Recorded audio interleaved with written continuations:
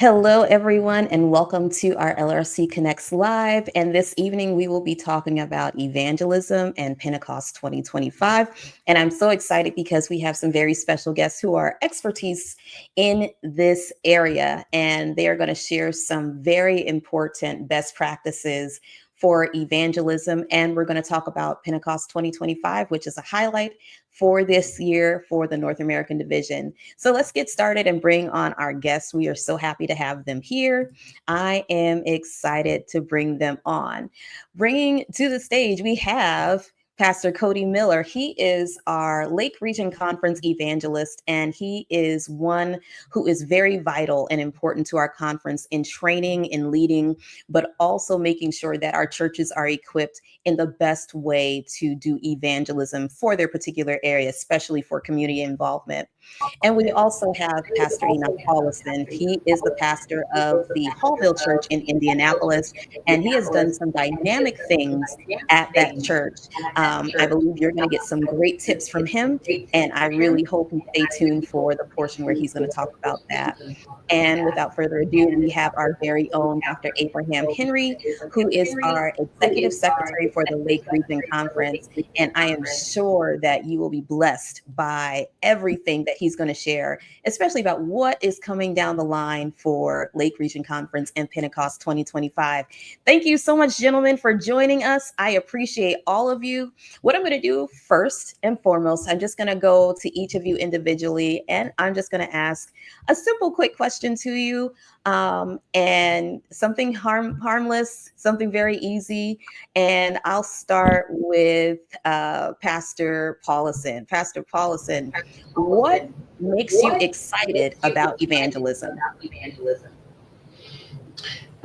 It is going back and seeing how someone's life has been changed.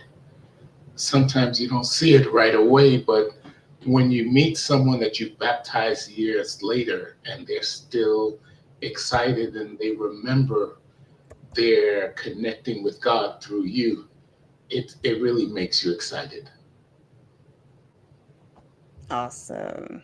Awesome. Thank you so much. Pastor Miller, what makes you excited about evangelism? Yeah, I definitely agree with Pastor Paulison. That's an awesome point. But for me, I think one of the things that gets me excited is just how a evangelistic series, how evangelism just makes a church excited. It makes them want to try new things. It just brings in a different type of energy that is, I don't know, it's perfect. It's a perfect catalyst to move forward and to make some changes that need to be made. Cool. I love that word catalyst. I love that. All right, Dr. Henry, what makes you excited? What makes you happy when you hear the word evangelism? What gets you going? When I think about evangelism, I think about explosive, um, uncontainable excitement that is triggered by the Holy Spirit and people, every single person being involved, every single person being excited and passionate that the gospel is just widespread and that there's fire all over the place that's spread abroad with everyone experiencing just transformation and change. And so that's what gets me excited.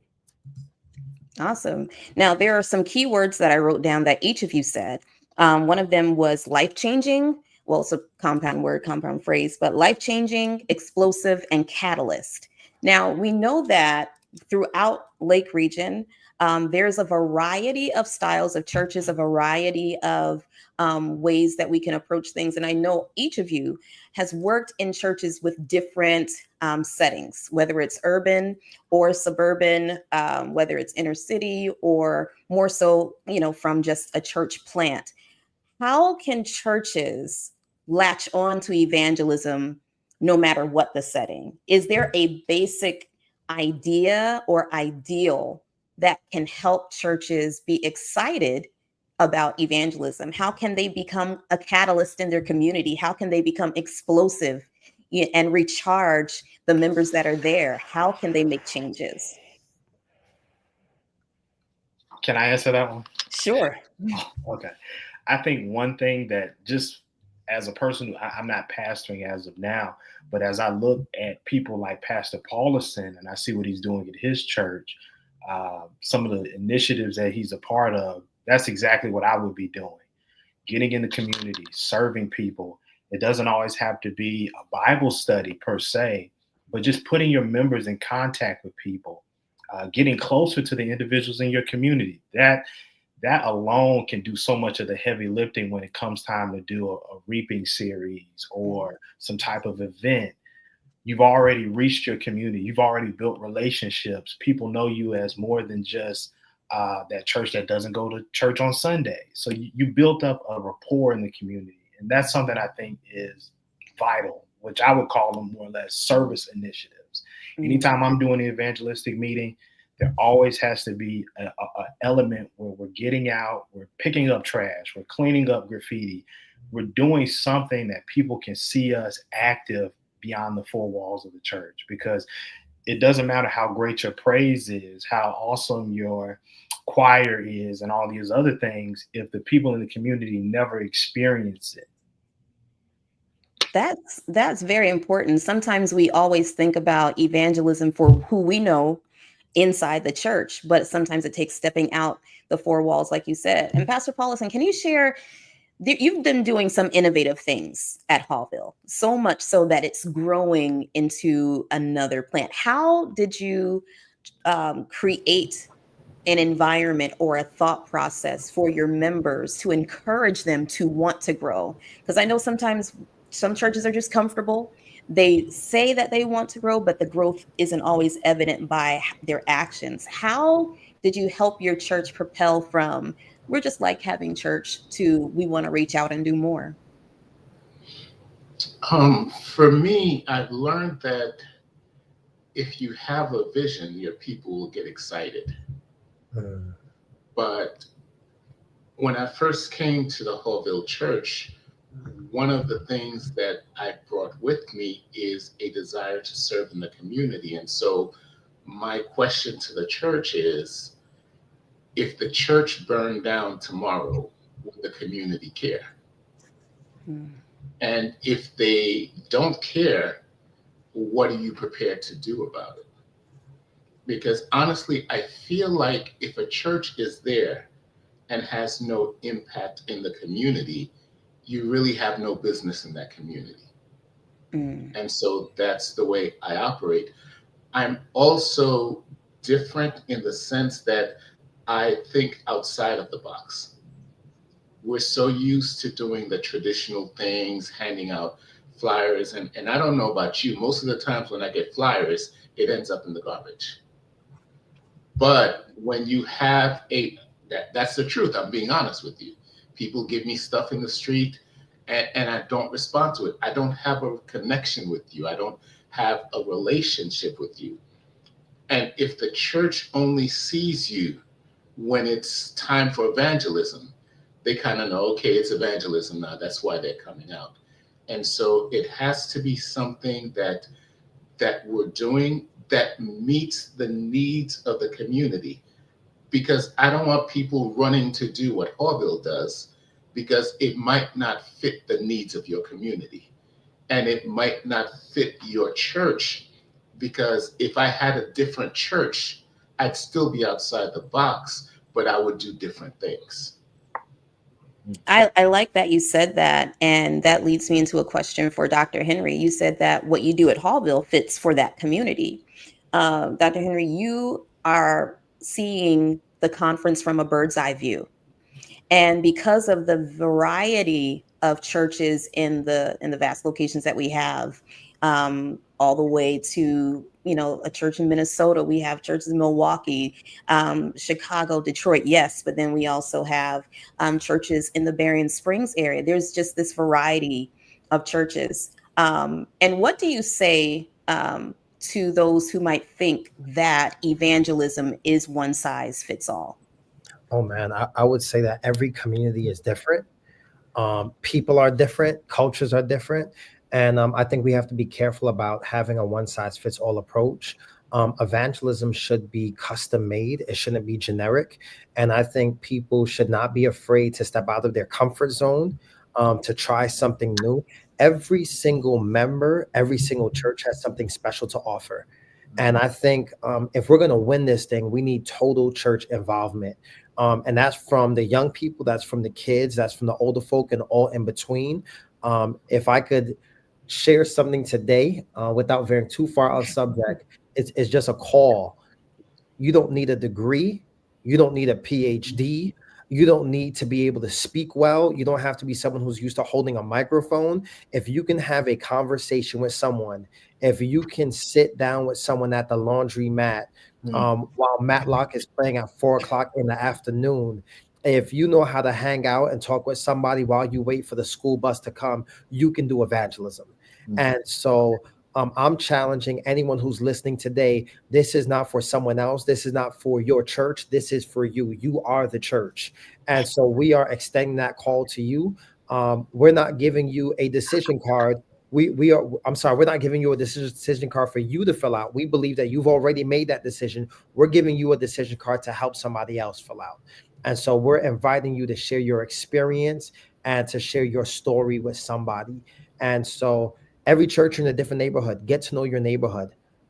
Try a unique approach. Some people do coins at laundromats where they'll pay for someone's laundry load. Some people, I saw one of our churches in South Bend who taught kids on a Sabbath afternoon how to fly kites and did evangelism with building relationships in that type of way. I've seen some of our churches dropping off fruit baskets to areas that don't have lots of food. I've seen some churches do urban farming on their roof, teaching individuals how to farm and how to overcome poverty, have access to fruits and veggies. I've seen churches like churches in our Flint, Saginaw, and Pontiac area who are doing community baby showers and giving out free diapers. I've seen churches like Hallville Church, who was a trendsetter in helping to plant trees and doing farming in their neighborhood. And they do so many special projects. It's hard to keep up with Hallville. So forgive me. I'm probably 3 or 4 months behind what they're already doing. But all of our churches are doing something unique and special. Don't be afraid to do what God puts on your heart. And I'm challenging our churches to not just go with what the church board thinks up. Talk to your members, see what they're thinking, employ them, get them involved in the creative and execution process. Yeah, and I think you hit on something definitely so deep. Find that creative thing. Yes, Pastor Paulison, you're about to say something? I wanted to piggyback on what he was saying. I think there are two major problems that churches have. One is sometimes they complicate things. Because if you look at one of the most successful lay evangelists, the woman at the well, all she did is she went and told people, come see a man who told me everything about him, and the whole city came out. So we complicate it when it's really not that easy. It's about sharing your testimony and inviting someone to come and experience what you've experienced. And secondly, we sometimes believe that the style of worship or the style of music is what is going to determine effectiveness of evangelism. And I've pastored very conservative churches. I've pastored middle of the road churches. I've pastored liberal churches. And all that does is it determines who might be interested in your church. But it doesn't determine if your church will grow.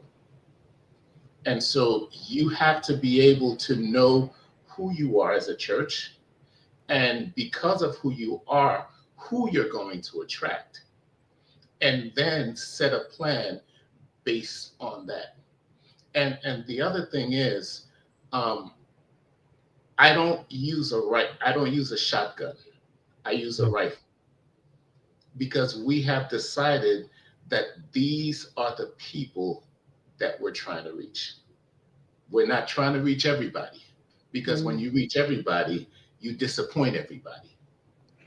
But each church has to figure out who are we, and then based on that, who will we attract? And then based on that, how do we get their attention? That's awesome. Pastor Miller, how crucial is it for a church to realize their personality in making their plan for evangelism? So many times I feel that we use evangelism time or revival time so gimmicky. We say, oh, this is the time when we do it. And we kind of just either fall in line or we go along with it. But how do we make it more relational and as a life source of the church, as opposed to just, it's a one-time event. And as Pastor Paulison said, we're making sure, and taking that analogy you use, that metaphor, making it a rifle, being focused on what will make it impactful based on the personality of the church. How can churches make evangelism not just a one-time event, but make it more relational for their community?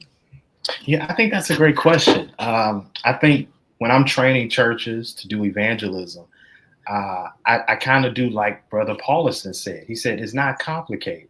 And we tend to overcomplicate these things. I say the one thing that we're trying to do as a church, as church members, we're trying to be like Jesus was. So we're trying to connect with people. We're trying to minister to them. But all of this is under the one word of connect. So when we're doing events, we're not just trying to serve people. We're not just trying to give food, but hand them the food and let them walk off. No, let's start conversations. We as a church, in my opinion, I can't speak for anybody else, I think we as a church have kind of separated ourselves from being as friendly as we used to be, to inviting people over our houses as we used to be. Those things don't happen like they used to. And because of that, we really have to put in practice things so that we can kind of re-enter that space together. We call ourselves a family, but sometimes when we go through things, we don't call each other. So this is all a part of us really becoming a family, not just in words, but in deeds, so that when we draw people in, it's not so much of a stretch to draw them into a family. You're not just drawing them into your clique. You're not just drawing them into your little small group of people, but you're drawing them into a group of people that will love them, care about them, pray for them, visit them when they're sick. But it all starts with us as a church right now. Like before we talk about reviving the community, it starts with us. We have to be revived. We have to have a relationship with God. We have to be praying. We have to be doing all the things that we know we should be doing, but actually putting it in practice. For sure. And I'm going to pose this next question to all of you, because there might be somebody watching who's saying, this all sounds well and good. I know that these are things that I should do. I know I should reach the community. I know our church should be getting together, but there is one crucial F word that everybody fears, and that's finances. How do we finance these things? And I think I'm going to start with, I'll go Pastor Henry first. When thinking about evangelism, how can we encourage, and this is the question for everyone, but how can we encourage our churches to go from the fear of evangelism based off of finances to faith raising, the hopes and the dreams? I know you're big on vision casting, Dr. Henry. How can we help our churches? Yes, they may get so much X amount for the budget. And we know that, the NAD has boosted a little bit towards our churches financially, but there's so much more to do. This is not just a one-time thing. We don't want Pentecost 2025 to come and go and say, oh, we did this great event, thank you so much, moving on to next year. But how can we help our churches realize that there has to be faith put into the process? So how can we go from the fear of not having anything in their pockets to the faith raising of the mindset, to vision cast, to grow bigger? And that's a great question. And while I'm not the conference treasurer, here's what I will say. I sincerely appreciate what the NAD has done by helping to subsidize evangelism this year. And I also do appreciate what our conference is doing to help a little bit. But one thing I do appreciate is that when I pastored, I appreciated the facts that I knew that evangelism at my local church was never dependent on the conference, and it was never dependent on the division. I knew that evangelism was something that our local church took the mantle and responsibility of. And it wasn't even just on my pastor and the church budget, but every member was involved in helping to bring their best forward. And so one thing that I'm looking forward to seeing is that every single one of us are going to be actively involved. I'm going to share a little something that a lot of people don't know. I was not born a Seventh-day Adventist. I grew up a Jehovah's Witness. And growing up a Jehovah's Witness, evangelism was kind of placed into my DNA from when I was about 4 or 5 years old. And from the age of 4 or 5 years old, they didn't collect offerings, but they had a box on the wall. And so you'll never see them pass plates. But one thing that we were trained when we were younger to do is whenever we walked into God's house, we put something in the box. And what went into that box was for evangelism. And so from a young age, I knew from 4 or 5 years old, I've got to contribute to this work when I come into God's house. And that box was there when I left. And on the way out, I knew that I'm giving a contribution towards the work. And so that's one thing that I look forward to seeing. Also, I know if Pastor Paulison had the opportunity to go first, I'm going to say what he would have said. He would have said, as our stewardship director, that one of the awesome things about evangelism and about the work is that we don't just give our tithe, but we give our talent and we give our time. And one of the most beautiful things about evangelism, as Pastor Paulison would say, is that we can give, whether it's something small or minute financial, but also we can give our time and our talent.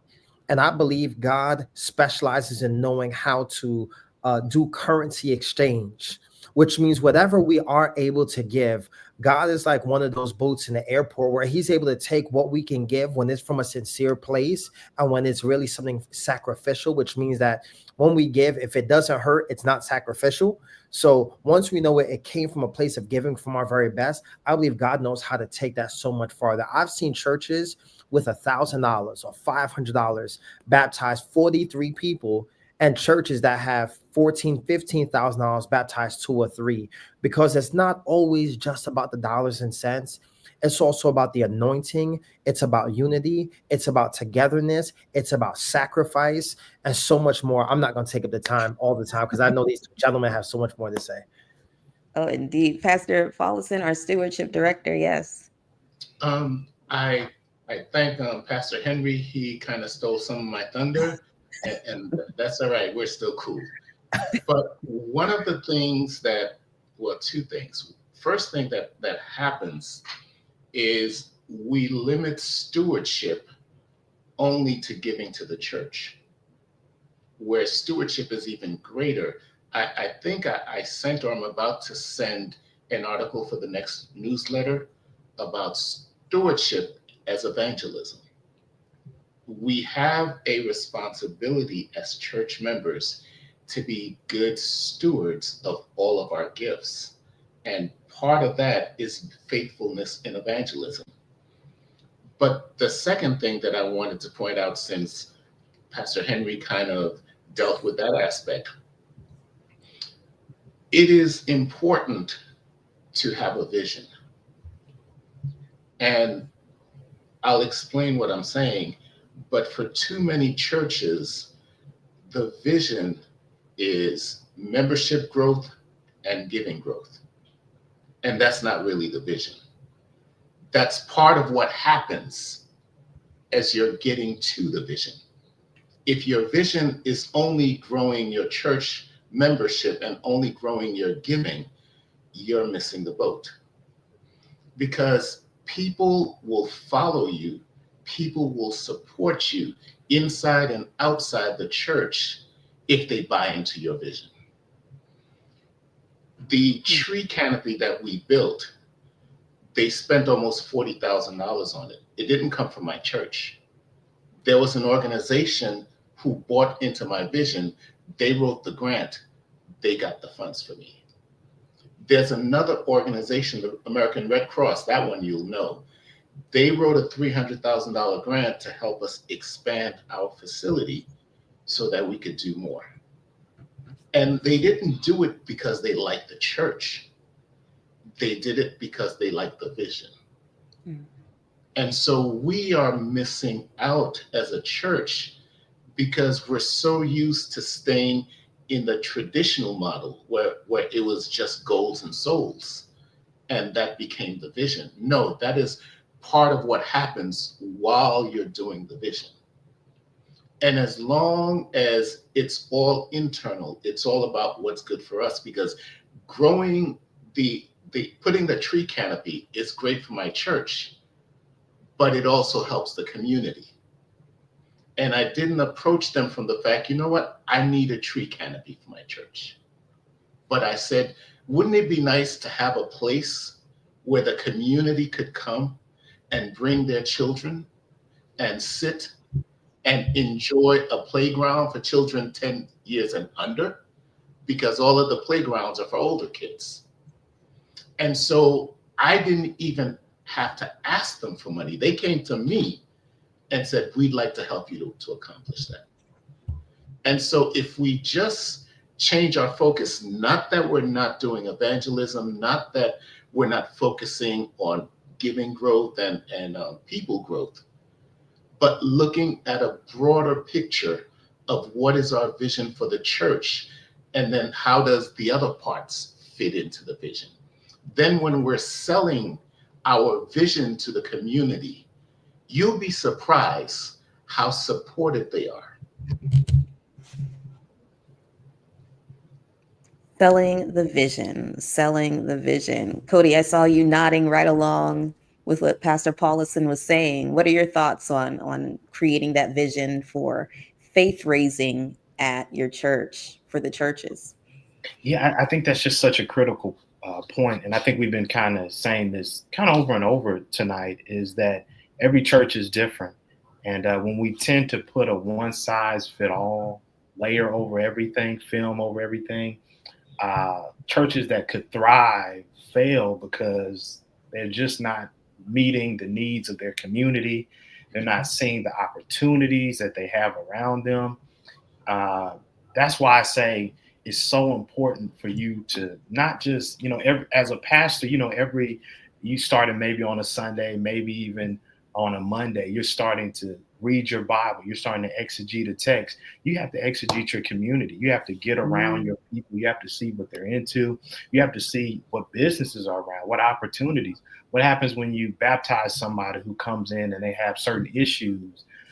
Your church may not have a ministry to deal with their issues. So you need to be connected with people to be able to grow them in ways that, you don't want to miss out on the opportunities around you. And I think when we start to connect, like Brother Paulison has told us, with some of these industries and with some of these other faith-based organizations, we can get more resources. We can be more of a blessing. And I believe this with all my heart. God can start to trust us and bless us more because we've shown ourselves to be good stewards of the things that he's given us.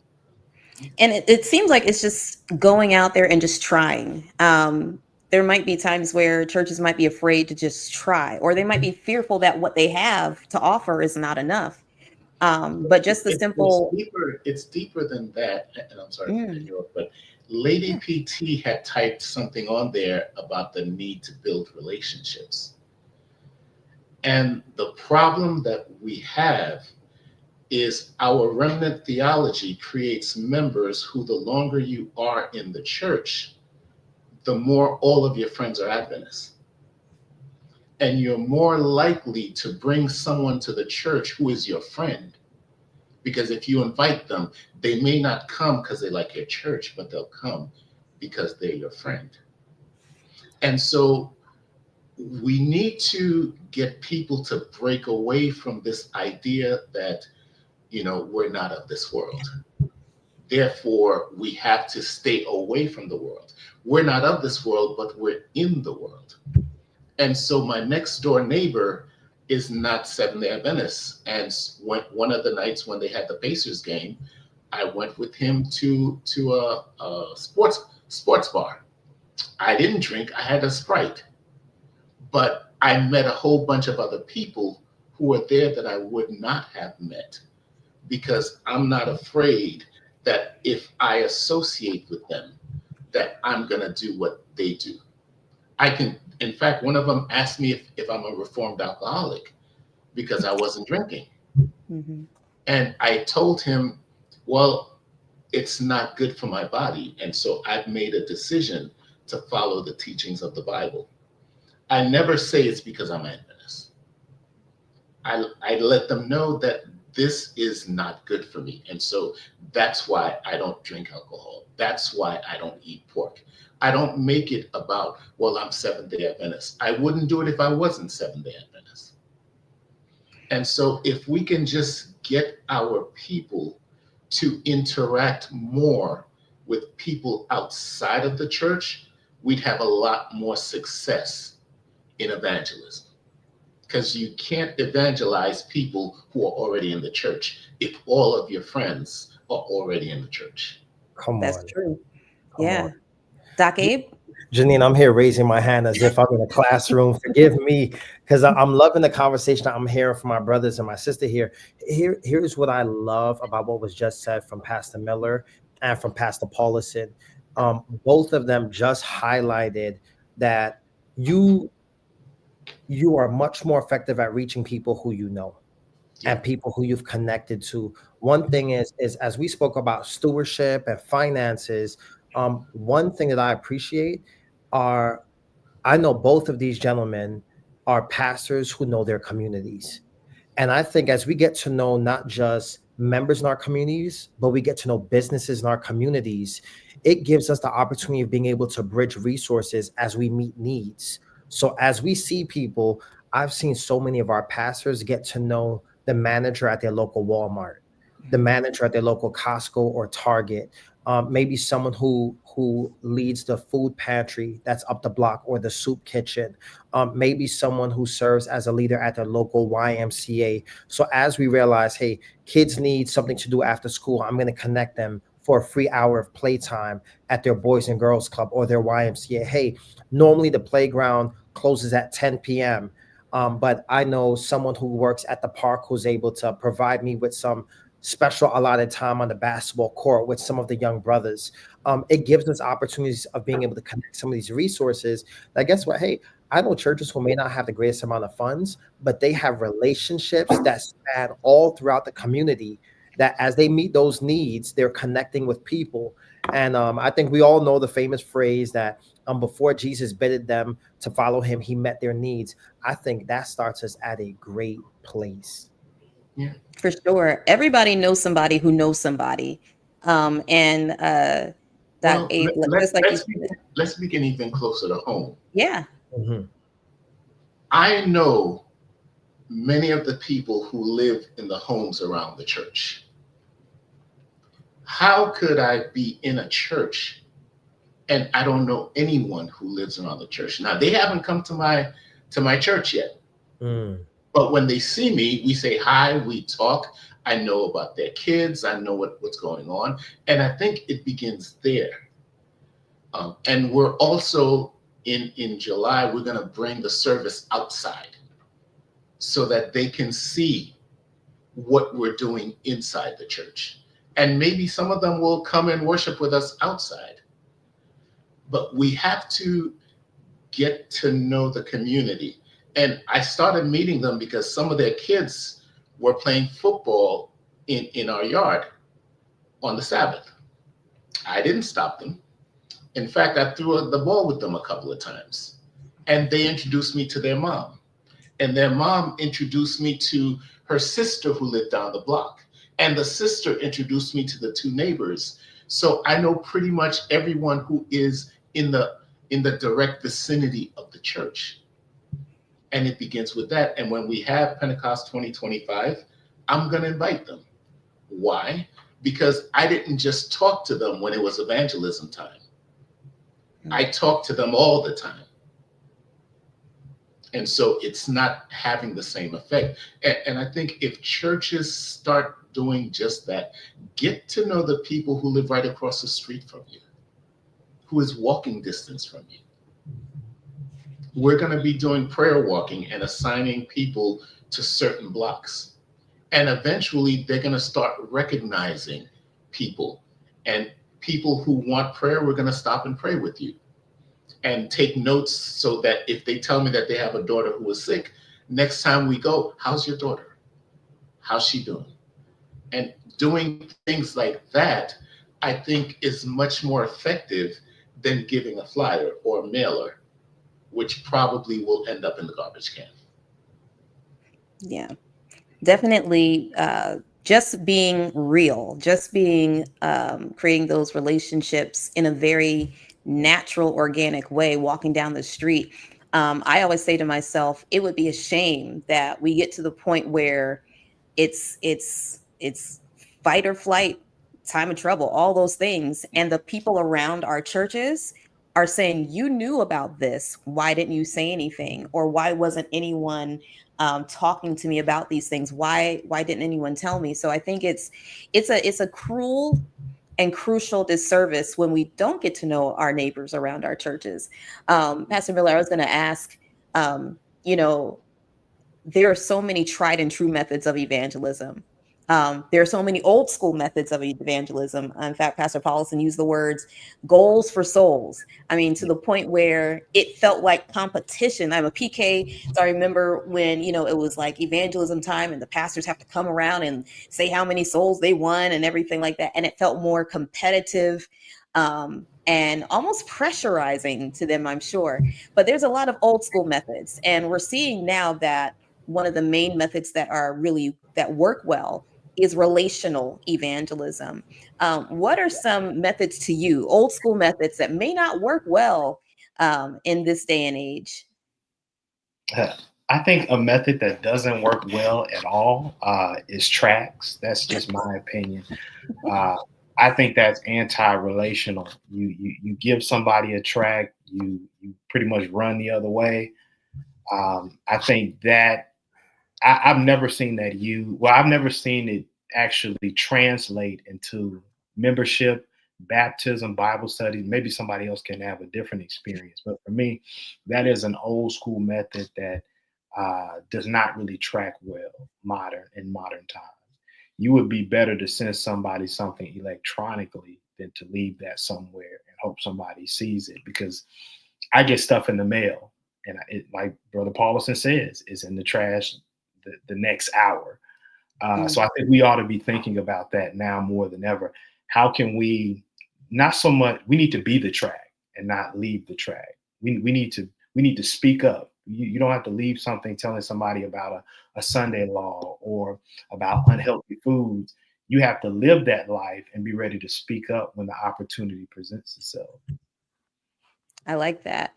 And based on your experience, is there a good method for rallying church members to prep them for community outreach? How can pastors help to rally? We talked about the vision casting, but after that step, it's almost like saying, okay, we got the vision. Now what? How do we rally to push them forward? So it's not just a one-time event, but we create this as the lifestyle of the church. Yeah, I think that starts with planning. As we already said, once you have the vision, once you know where you're going, it's all about keeping that before the members. All churches have, for what I believe, a natural state. Like we like to go to church, we like prayer meeting, we like church to get out at a certain time. But whenever we kind of push back against those things, you'll always have a part of the church that kind of wants to go back to how things are. So we'll have to see some successes. We may see some failures in our plan, but we really as a church have to stick to it. And as a pastor, we have to lead from the front and not just tell people, hey, I want you to go out and reach your friends. As a pastor, you have to go out and reach your friends, your neighbors. I've never done an evangelistic series in any city where I'm not out at McDonald's or I'm not out at a clothing store and I don't invite somebody out myself. I love to my goal is to have more people out than anybody else, even if Bible workers are being paid. So we have to, as pastors, we have to be willing and ready to lead from the front. Don't tell people to do things that you yourself are not willing to do. If you're not willing to invite people to church, you shouldn't tell other people to do so. We have to be willing to lead from the front. That's a great point. That's a very great point.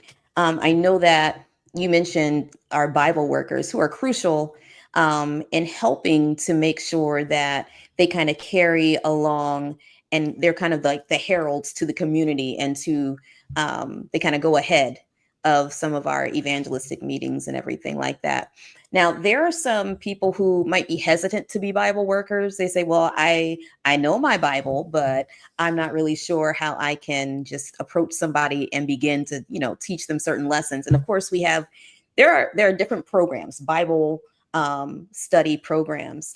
But asking to all of you, what are some, in your experience, some try this, not that, in terms of either gathering your Bible work team personality wise? Because we know there's some people who are very well-meaning, but they may not be the most approachable for those.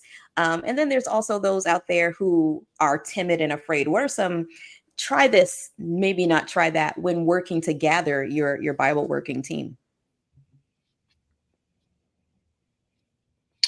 I think some of the things, maybe like try this, not that. I would say I would avoid lessons that are too long and complicated, Bible studies. For me, it's always the shorter, the better. Try to get things that are easy for people to digest, something that you can give them and say, hey, it won't take too long to fill out and use. And you really don't want to be handing people on your first visit or introduction to them an amazing facts. Even though there's great information in those, it's sometimes not as accessible to the average person. So I would suggest something a little shorter. I have a Bible study I use that it's the size of a bookmark. And I tell people, hey, you put this in whatever book you like. You read the Bible studies, fill out a few of them every night. And when I come back next week, you'll have it already done. So the shorter, the better for me. That's a great point. Great point. Yes, Doc Abe. Yes. I love what he shared just now. Here's what I will say. Try not to look like something that they don't feel is achievable. When I come into Bible studies, when I'm meeting people who are not used to church, I am not wearing what I'm wearing now. I actually wish I was not here at the office still, because I want to look like, if I could, I see Elder Robinson, she's in the chat room. If I could, I think she knows me by now, I would be in a t-shirt and jeans, because I want them to know that there are less barriers between myself and them. And so you can wear something that they're used to wearing, whether it's Jordans, jeans, a t-shirt. Myself and Cody Miller spoke about speaking their language. Everyone doesn't know the responses of God is good and they're going to respond all the time, or happy Sabbath. They don't know what happy Sabbath is. Sometimes we got to leave the luggage on the belt at the airport, and let's go be everyday people. Let's remember what it's like to talk normal. Let's remember what it's like to act normal. People aren't used to giving handshakes in some of the neighborhoods that we minister. Remember, our churches are sometimes in neighborhoods that are not always the uppity up neighborhoods. These are neighborhoods with people who struggle, and sometimes it's all right to remember what the struggle is and identify with some of those things. Another thing is I've learned it is never a cool thing to assume that people can read the Bible. Some people can't read.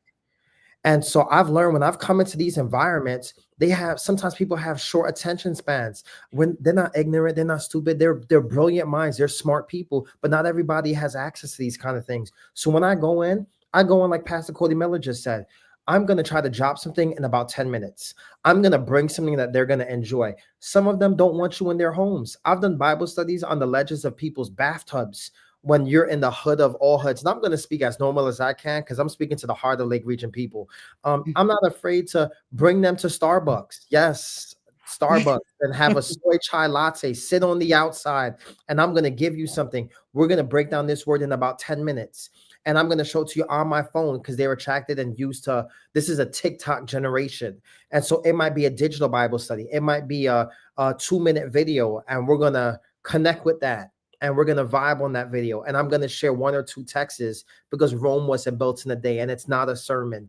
And I'm going to ask them a personal decision. Everyone can be a Bible worker. You don't need a seminary degree. You don't need an MDiv or Master's of Divinity. Wherever you are, God can use what you have where you are, exactly how you are. Don't try to be someone else. Don't fight in anyone else's armor. Be who you are. Speak the way you speak, and reach the people who are in your circle, who are in your arena. Amen. All wow, right. That was awesome. I love that. Can I piggyback on what he just said? Yeah, for sure. I think something he said was so critical about fighting in your own armor. And I say this everywhere I go. You know, God is not calling you to be anybody but you. The church needs you to be you. You pretending to be E. Cleveland, you pretending to be Paulison, you pretending to be Doc Abe, We don't need that. God has called you to be you. Your quirks, the way God's called you to be you. And I think we all need to be ready to use us to minister. I think one of the most critical things is that sometimes people will see somebody from the front and say, man, I can't do that. Well, you don't have to do that. You see somebody singing, you see other people doing things, and it can be intimidating. It can make you feel like, Lord, where's my place? You know, you don't have to talk to a million people. You don't have to go knock on doors everywhere. But what you should be willing to do is wherever your natural space is, you can speak up there. You can give a word where you are. You can say you can say something to the person in the corner who's, when y'all eating lunch together. You don't have to speak up to strangers everywhere you go, but to the people that are around you in your sphere of influence, you should be ready to say a word. And this is what I've learned. God will send you opportunities that aren't going to always look like opportunities. But let me give you an example. An opportunity that God will send you is when somebody is going through something, that's an opportunity for you to show up and to show the love of Christ. Somebody has a relative that passed away. You can show up with a bucket of chicken, with a car, and be ready to show some love. It's the small things that people will remember. And like we say this all the time at churches and as pastors, people do not care how much you know. They want to know how much you care. Like, people are more willing to hear about the God you serve when they can see him living out in you. Absolutely. Amen. That is crucial. Yes, Pastor Paulison? What I'm going to say is tying into what Pastor Abe and Pastor Miller said. And it's something I brought with me from the private sector, because I didn't go straight into ministry. I was in the financial field, and I dealt with customers and clients. And the first thing you learn is when you go into a sale, if you don't build a relationship first, you're not going to get the sale. True. And so when I do a Bible study, the first time I go, I may not even really do the Bible study, but get to know them, get to know their families, find out, about their concerns and their needs, because knowing that as a salesperson helps me to frame the sales presentation to their situation, instead of me assuming that I know what they need and what they want. And so too many times I've seen people go into Bible studies and they go right into the Bible study. The connection must be made first. If you don't make the connection, there's a good chance they're going to say, nice Bible study, but I'm not interested. It's true. Definitely, for sure. It's almost as if you run into someone and you see that they're smoking and you just want to just throw in their face counsels on diets and foods right away and say, well, let's start with this one first. And it's just like, whoa, maybe not. That may not be the way to go. When it comes to our NAD focus for Pentecost 2025, they have 4 pillars, and those 4 pillars are prayer, community engagement, proclamation, and discipleship. As we round out our time here, I can't believe it's almost been an hour already, but when you think about those 4 pillars, prayer, community engagement, proclamation, and discipleship, thinking about our context, our Lake Region Conference territory, what would be a vision that you would want to see? And just, this is speaking conference wide. This is not where you're saying, okay, this is what I'm going to do for the conference, but what would you like to see as a conference? How you would like to see those things come into to be? Do we want to have community centers in every area of our church locations? Do we want to have, ELA, English as a second language, locations, resource centers? What would you see as an evangelism vision for Lake Region Conference? If you could say, man, I am so glad I'm part of Lake Region Conference because evangelism is this to us.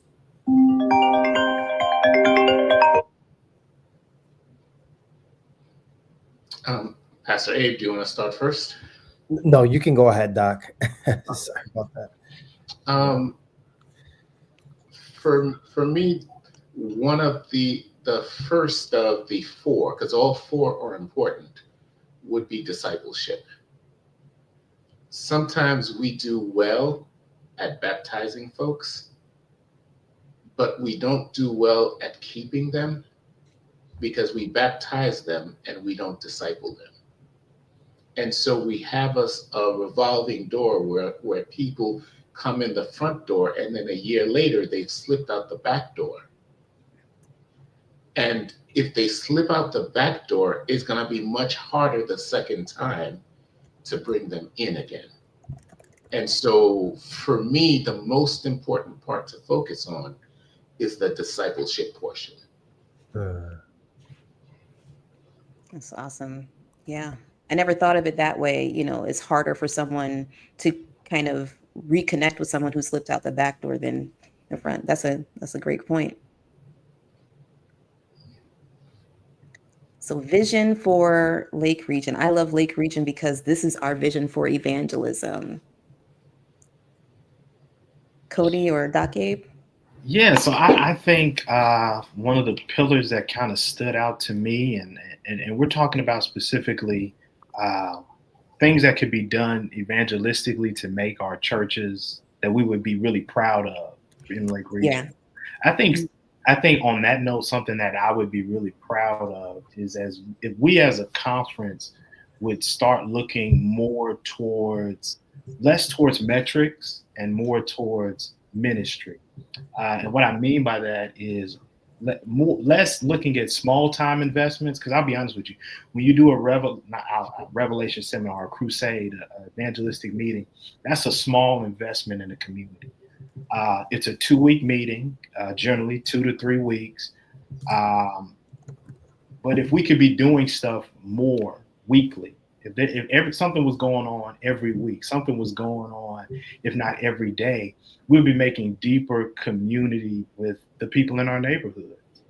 I believe, this is my personal vision, and I see this, the churches of the futures are going to be churches that have things that are non-church connected to them. A church that has a laundromat, a church that has an auto body shop, a church that has a gym where people can work out. These are going to be the churches of the future because they'll be able to minister to people without even having to do evangelistic meetings like this. They'll have people who come in naturally that they can express views and ideas and doctrine to in a more organic way. So I think we need to start as a conference thinking bigger and not kind of the easier path, because revelation seminars, revivals, these are things that we've treaded 1,000,000 times and we know what kind of results we can get from that. But I think if we start thinking a little deeper and making a deeper investment in our communities, we'll see greater results. I love that. Yep. Doc Abe? I wanted to go last, and I appreciate you guys doing that. I don't want to, I stole Pastor Paulison's thunder, so I just gave it back to him just now. So he forgives me. I appreciate him. Thank you. But you're my leader, so you can steal my thunder anytime. You're the man, Doc. I appreciate you. Here's what I will say. I don't have one pillar I want to highlight. I just have two, but I'll be quick with them. What I want to say is it is hard to care for people and minister. It is hard to minister to people that you don't care for. When you minister to people you don't care for, it is such a task. And it's a task that has an expiration date, depending on what's done to you, how you're treated. But when you care for people, when you pray for people, there is an empathy. You're following up with people because you want to know, did what I pray for get answered? Is God working on your behalf? How quick is he doing it? How is God doing it? What's the testimony to what we ask God for? So I think when you hang out with people like Pastor Paulison said, you're doing community engagement, you're building relationships. I actually texted someone this week and told somebody that I was sitting next to someone who was 2 seats behind me on a plane who didn't even know that I spent time praying for them. And they'll never know till we get to heaven. And it's just because I heard their situation. I didn't mean to be nosy, but my right ear pod died. And so my iPad paused the Netflix film on the plane. So I wound up in someone else's business, 2 seats behind. And I heard enough to know I need to pray for them. And if they're watching the live stream, they're going to know I was listening. And someone named Suzanne. And I prayed all about Suzanne's government and all about her issues and everything. I don't know Suzanne from anywhere, but I know I prayed for her. And I asked God to work on her behalf and to work on her marriage. And I think when we have that type of empathy, we can't help but to be out there. Here's the last thing I'm going to share. It was some advice that I got from, we had one of our former division leaders. We all know him. His name is James Black. And he's one of the most down-to-earth pastors that I know. He said something to me when I was a kid, and it's something that I will always carry with me. When I was younger at my local church, I didn't always get the opportunity to preach. I only got the opportunity to preach when it was Children's Day. Y'all remember 13th Sabbath? Mm-hmm. It was like a day when we had to learn those memory verses, and then that was the one. Every 13th Sabbath, they would let one of us preach. And I got that opportunity once every 2 years to preach. And all I know is I had bumped into Pastor James Black at a convention. And when I got back, I sent him an email. I don't know how I know how to write emails, but I wrote him an email from, this is so far back, it was in the days of Hotmail. I'm not sure if anybody remembers that. That's how, this is old school. So I'm just qualifying this. I look young, but y'all know my age now. But here's what I will tell you. I told him, in other words, no formal email. I don't even think I wrote dear and ended with sincerely. I just told him I want to preach and no one's letting me preach. And he said something to me that blew my mind. He said, Abraham, he called me and he said, Abraham, I want to tell you something. Stop waiting on your church to give you a pulpit. He said, I want you to take some wood and I want you to build a pulpit on the corner where your bodega is in Brooklyn. I want you to take your pulpit on the 3 train and the 4 train on the way to school. You take your pulpit to your cafeteria, to your classroom, and you preach wherever God sends you. And man, that thing lit a passion. And it's a passion we all share because we've all, at some point or another, have taken our pulpit to somewhere outside the 4 walls. And if there's a call that Lake Region is giving, the call that Elder Gabriel and I speak about evangelism, Pastor Paulison and I have, Pastor Miller, I'm going to put you out there. Pastor Miller had enticed me to go to, what was that restaurant that you sent us to? It was a Cheesecake Factory, Elder? Yeah. Yes. Pastor Clayton Miller. I took us to Cheesecake Factory last week, and we talked evangelism. And we talked about taking our pulpits to the streets. And that's what we are calling Lake Region to do. We do not have enough Sabbaths. We do not have enough budget.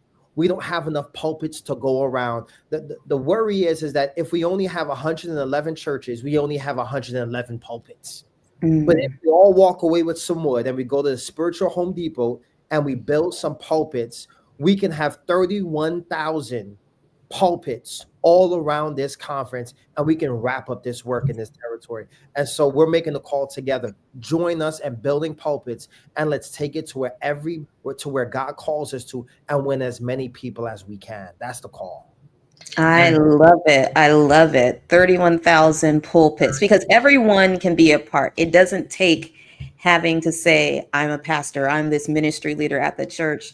Just doing what is given to you, your gift, your special talent, using it and saying, God, this is what I have. And just saying, this is what's in my hand. Take it, bless it, and help it to grow for you. And I think that selflessness takes out so much of, well, this church is doing that, so I need to do this. This person did that, so I need to do this. No, it's not about comparison. It's about compassion. And how can you let that compassion for others help to lead someone to you, to God? There are some takeaways that I wrote down from each of you. And I'm just going to say those real quick before we end. But the takeaways that I have are, use forward evangelism. Come see a man. Keep it simple. Don't make it complicated. Don't make it complicated. Then the other is be the track. Don't give the track. I think that is so crucial. We spend so much money on paper that we don't spend enough time with people. And when you don't spend time with people and you focus on the paper, you never look up and see them in their eyes for who they are. So be the track. don't give the track. And the other one is be real. Meet people where they are. Meet them in the Starbucks, meet them in Walmart, meet them in Costco. Create those relationships. How else do you advertise to someone else what you have? I'm not sure if any of you have just seen something, whether it's something in bulk or whatever, or you tasted a particular food and someone asks you, where did you get that from? And you say, oh, I got this from Costco. I was just in there walking around. You're advertising for a company. Why not advertise for church and for Christ? So making sure that you are being real, you're being authentic, but then at the end of the day, you're just working in your gift capacity and then allowing God to do the rest. I can't say how much I appreciate each and every one of you for being with us tonight. I know those who are watching were blessed. I know that I was inspired by all of your experience and all of your expertise, because one, it gives everyone a picture that we don't have to have a cookie cutter way of doing evangelism in Lake Region. We don't have to make sure that we're doing everything perfect. We just have to try to progress in the areas that we're given. So thank you, Pastor Miller. Thank you, Pastor Paulison. Thank you, Dr. Henry, for joining us tonight. And we look forward to the next one. And I hope you guys will be available in about 2 months to join for another one. And that way we can talk about some of the things that have been going on in Lake Region so far, and then just share a report of everything that has been happening. So I thank each and every one of you. I appreciate you. And thank you, everyone, for joining us. This is LRC Connects Live. Bye.